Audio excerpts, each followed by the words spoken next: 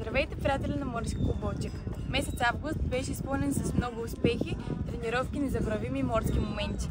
Ето и най-важното от месеца. В началото на месеца нашите състезатели в клас Оптимист и Илка 4 взеха участие в малката регата Сарафово къп.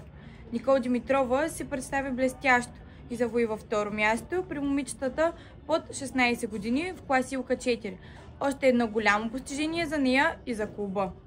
В продължение на 10 дни преди държавното първенство в клас Оптимист, нашият отбор проведе интензивен тренировъчен лагер във Варна с треньорите Мартин Пенев и Ники Василев. Усилията дадоха резултат. И то какъв! Огромна радост за нашия клуб вече имаме. Републикански шампион в клас Оптимист. Титлата спечели Виктория Великова. Като това е исторически успех за Морски клуб Балчик и за младите ни надежди във ветроходството. През август месец Балчик отново бе домакин на важни морски моменти. Премина традиционната регата Корка Роли, а за кратко в нашето пристанище акостира и емблематичният ветроходен кораб Калиакра.